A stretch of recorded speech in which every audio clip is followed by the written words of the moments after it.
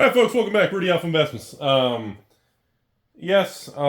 to ridiculous amounts of you all just rambling at me about Sorcery and the Flesh and Blood Dusk Till Dawn launch, I will discuss what's going on here with the similarities. Everyone's like, Rudy, this Sorcery thing is out of control. The Kickstarter boxes went from 200, 300, 400 to 500, 600. Now Kickstarter boxes are going to be over $1,000 a box by the time you make a video and talk about it. All right, so yes, Sorcery TCG so far has done an incredible job fulfilling the Kickstarter launch campaign, which is the Alpha Run, which is the booster boxes. They got little pledge packs, and of course, kind of the starter bricks or the pre-constructed decks with the playmats and everything. Sorcery TCG is going to be running their beta official worldwide United States release. Is officially, I think it's October 6th, 5th, 6th. So yes, at the end of September, going into September, October, we will be launching. I'll be working with them to do a mega kind of bring Sorcery to market in the US and helping them. We're going to be doing a mega launch here on YouTube and to the patrons with the beta kit. And we're targeting something like 3 booster boxes, like a pre-constructed starter brick, the playmat, and of course doing the exclusive nude Frank F promo, beautiful lady promo card. And I know the hype is out of control. I understand. I hear people are just losing their minds now with these Curio. I think they're called Curio cards. These little hidden specialty cards. They're $5,000-$10,000 a card, and people are trying to sell them and collect them. And there's all this stuff going on the secondary market. Now, a lot of people are saying, Rudy, this is my chance. I thought you were full of baloney in the Flesh and Blood launch and the MetaZoo launch and all these other Kickstarter launches. But let me tell you, first of all, Flesh and Blood was not through Kickstarter, but just want to lay that out there. I missed out on the Flesh and Blood thing, and the prices went crazy on the Alpha boxes. I'm not missing out on Sorcery this time. I'm hearing a lot of that, a lot of the FOMO, because everybody was negative in the attacks and threats and BS about Flesh and Blood's launch, years ago, back at 2018, 2019, and how much negativity and criticism the markets, myself, and everyone at James and Legendary Studios was met with so much negativity about fake. No one plays the game, and now there seems to be this amplified attitude, and everybody comparing the Flesh and Blood success to the early days now of the Sorcery launch. I know this is crazy to think early days and beginning. It's only been like 4 years. Yes, there's a lot of similarities to it, but I just want to be very clear. Sorcery was launched publicly through a Kickstarter campaign, which of course, towards the end of the campaign, I did announce publicly that I was going to be part of Sorcery, and that really also drove their Kickstarter through the roof and also surged it more. I'm very happy for them with the money and how much Sorcery's been doing. They were able to fulfill these Kickstarter products and the complexity of it. They brought it to market. They're doing a great job with it. Obviously, it took longer than everybody had originally thought, as with most Kickstarter programs. And yeah, so now these boxes and people are fighting and going insane, bidding up the prices of singles and sealed products of, Sorcery, because everybody has extreme FOMO and everybody's comparing it to the Flesh and Blood beginnings. Yes, Flesh and Blood at the beginning did go through something similar. Not right at the beginning, but after a while on Flesh and Blood's third release, which was Crucible of War. That was when investors, collectors, and all kinds of speculation, and again, this is going into 2020, 2021 with all the to the moon stuff. So the timing of the culture of the 2021 era with all the fraud and the billions of dollars of PPP loans, government handouts, and fake PPP money was billions, and all the stimulus money was just sloshing around. So we went through a very strange moment in that particular time of Flesh and Blood. This time around, again, to remind you all, people are telling me that they think the Alpha Sorcery boxes are going to go to $5,000, $10,000 a box, just like the Flesh and Blood Alpha boxes. Now, obviously, I'm not going to go on camera and say, no way that's possible, because if it does happen, well, then it's going to be make fun of Rudy to the end of the time, and then it's going to reinforce Rudy, the anti-hype man of 2023. I don't know what's going to happen, okay? All I know is most of the Kickstarter product is now in the market, and I kind of thought, as of right now, as the US and Canada received all the Kickstarter product of Sorcery, I thought as that supply hit the market, we were going to see downticks in the people flipping them on eBay because, the amount of supply hitting at once would outweigh the amount of people buying it. That turned out to be not true so far. So far, the amount of people demanding sorcery boxes and singles is off the chart. It reminds me of the flesh and blood hype type of thing at the beginning, and we're seeing a similar thing. Now, does that mean sorcery is going to crash? I have no idea what's going to happen. This time around, I'm not even going to attempt to speculate on this. I'm just going to report on what the market does, tell you all what's happening, and honestly, good luck, because I have no clue.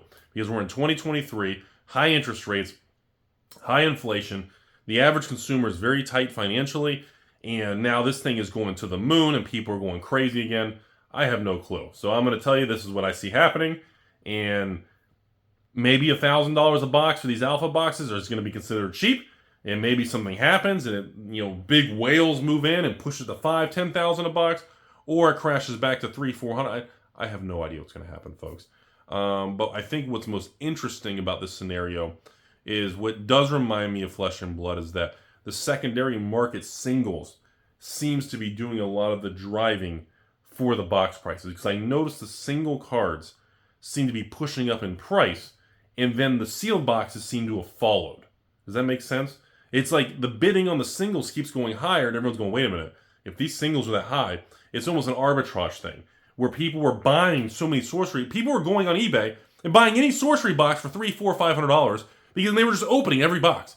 Like all over YouTube, Twitch, streamers, and all these professionals, everyone's just opening endless boxes of sorcery alpha, and I'm like, ladies and gentlemen, there's not like 100,000 boxes of these alpha sorceries, and people are just cracking them like crazy, hunting singles, and again, the singles have so much value that people would rather just sell singles or collect the singles versus selling the sealed boxes. That's usually a very bullish indicator for actually where the direction of the price is going to go. Now, the real thing, which I'll get to kind of a real talk here, is now that the team of Sorcery and Eric and Simon, they're all aware of the success of the alpha and the Kickstarter and how the market's reacting. Now, the real risk is going to come down to this, and that is how much supply and how are they going to navigate to the beta print run in the main release with distribution, with me, the distributors, and bringing the main to market. Are they going to overprint? Are they going to go too quick in the 2021 type era, like what happened with MetaZoo and Flesh and Blood, and, well, I guess the other 20 Kickstarters that all actually went bankrupt at this point? Or are they going to kind of be able to manage conservatively the print runs and supply? Because I'm going to say it, I haven't said this in 2 years, okay? But remember, folks, if people are on the internet saying, I can't get any sorcery boxes, print more boxes, when you hear that, you're doing something right. Now, when all those people on the internet stop yelling, I can't find boxes, the supply is not enough, when those voices and everybody stops complaining about the price of the boxes and getting access to the product, when all that goes away, that's the moment you realize you fucked up. And that's usually the moment that a company overprinted and now there's nothing special. There's so much supply, it outstrips demand, and unfortunately, sure, the company may make a huge injection of cash and revenue from moving that much product through distribution, but it's going to come at a cost. That's what we saw happen with the overprinting of some of the Flesh and Blood sets, which everyone argues may not have been overprinted, and what we saw happen with MetaZoo with UFO and Wilderness. By the time MetaZoo started cutting back on their print runs with Seance and cutting back through the Seance and Native now, yeah, the prices are stable. The boxes aren't crashing anymore. And the market's a lot more stable. But again, the amount of damage that was done from the overprinting, a lot of people left and will not come back because they lose that confidence, that credibility between the actual company and the consumer. So the biggest risk I see right now is people are injecting tons of money into sorcery in these alpha products and cards. But when beta hits, if the market collapses or is overprinted or anything goes wrong, you could see a substantial retracement, and a lot of people are going to be upside down, and we just don't know. That's what scares me. Doesn't mean that's going to happen. Personally, so far, with how well the Sorcery TCG is fulfilled the Kickstarter products and boxes and singles and the quality of the cards and the boxes and the packs, they did a good job. I mean, shit. If they do a good job, you got to acknowledge they did a good job. The consumer and the public loves the sorcery products. Everyone's opening them. The quality is, I'll be honest with you all, the quality of the cards and the packaging is way better than everybody thought it would be. We heard that it was going to be printed in China, and negativity went all over the internet And everybody thought Sorcery's fucked. That's it.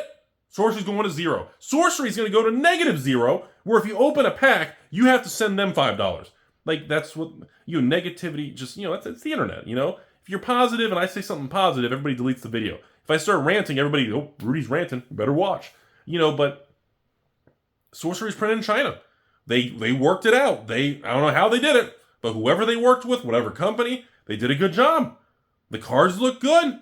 The quality looks good. I did a box opening. I watched other people's, and they fucking did it. I was very skeptical when I heard about the China thing. Everybody was going, oh no. And it worked.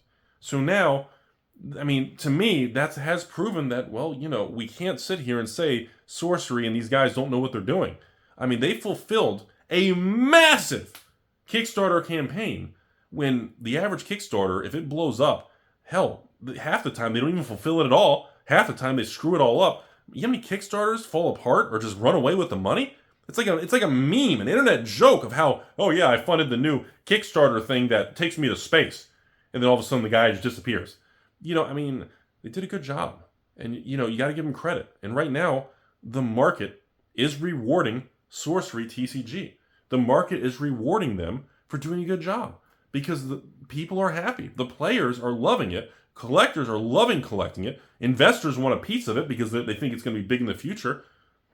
You're firing on all cylinders. You have all three corners of the triangle happy and holding hands and prancercising in the park. Everybody's happy. And when everyone's happy, this is what you see. Skyrocketing prices, demand, hype, views, excitement. I made one other Sorcery video like 2 weeks ago. It's at like 60,000 views. And all I did was a box opening. And I'm going, holy Jesus, Testicle Tuesdays. And, so based on that credibility, it does look like Beta Sorcery has a very good chance of being properly managed, not overprinted, and kind of staying the course and going through. And if they hit Beta out of the park and it's printed good with no defects, no correlation issues, no pack randomization issues, the quality, they insert a bunch of hidden things and exciting things, and if they do that, and they do the proper quantity, I'm going to be cheesy, I'll be cliche, you all, but the Sorcery TCG and their team, the world is going to be at their feet, and that gives them the green light to make more sets going into 2024 and expansions, and congratulations, that is going to be a multi-million-dollar company, and so far it's looking pretty good. You got to give them credit, and obviously with everything, I'm very honored and proud to talk to you guys about it and be able to sell it and be a part of it. It's a really cool thing. It's exciting. I love seeing success stories. I love to see that. It's like the Flesh and Blood thing. Watching how it went from nothing and just everybody thought it was a scam and all this fake. God, oh God, I know it's unrelated. But if anybody can comment below, like 2-3 years ago, people were sending me some screenshots. I think it was either Discord or Reddit or Facebook. And somebody would write like this 10-page like conspiracy theory. I think it was Reddit. Somebody told me, I got pictures of it. I got to find that. This was like 2-3 years ago. And they made like this theory of how Flesh and Blood was this fake shell company laundering money and doing something between different continents in the world. And it was so crazy. It was kind of impressive. And unfortunately, once the game blew up and all these events started and everybody started filming at these tournaments in Flesh and Blood, and I actually filmed going there, that it all disappeared. Like, all these people who sell this scam stuff disappeared. If anybody knows what I'm talking about, can somebody send me like a screenshot or an email at AlphainvestmentsLLC@gmail with like a screenshot or something from these old posts or these old discussions from years ago? Because like I said, the beginning of Flesh and Blood, the biggest difference, and understand this, everybody, the biggest difference from Flesh and Blood to Sorcery is Flesh and Blood came out. Nobody believed in it. I was literally getting my own patrons were telling me to stop pushing scams and garbage and everything. My own people, you all watching, would comment saying, here we go, another pump and dump scam, Rudy's back, here we go, he's just going to cash in, this thing's going to be gone in 6 months. And I kept trying to tell people this is a real game, and there's huge future potential. And remember, Sorcery is starting out the opposite. So this is a very big difference for everybody comparing Sorcery to Flesh and Blood. Sorcery from day one, when it came to market, and I told you guys I was going to help them and sell it and be a part of it, from day one, people were going crazy. Everybody's been positive. There's not been a single negative anything. Everybody just wants Sorcery. And remember, Flesh and Blood at the beginning had incredibly low print runs, way lower than Sorcery. And you have to remember, at the beginning, everybody just made fun of and attacked anybody involved in Flesh and Blood. So that is the biggest difference between the two. And I don't know if that's going to lead to a different outcome in the next few years, or if Sorcery is going to kind of evolve and try to sidestep some of the mistakes Flesh and Blood made. I don't know. We don't know. But that's where it stands. I hope you all learned something today. Like I said, I just want to cover what's going on with it, and people are losing their minds with the Sorcery. And again, Flesh and Blood released their 10th set, Dusk Till Dawn. It's been an absolute home run product. People are loving it. It's flipping beautiful. Seriously. Go on eBay, go on TCG Player, go to the Flesh and Blood TCG website. Look at the card images of the card gallery of the angels in this set. I don't think I've ever seen such beautiful angels in a card game in my life, of the Flesh and Blood Dusk Till Dawn angel cards. Like, oh my, I almost want to have a video just showing you guys the pictures of these angel cards, but I'm going to do box openings pretty soon. I'm getting back on track. Anyways, that's all I have, folks. Thanks for watching. Appreciate the support and everything as always. Final comment. Thanks again for all the patrons. Again, I wouldn't be here with all the time and the work and energy if you guys didn't support and allow me to be here. And I'm really honored and privileged that I can continue to do this, work on the Rudy Empire, work with you all, and eternally grateful. I know I don't say it enough, but I want to make that clear. Thank you.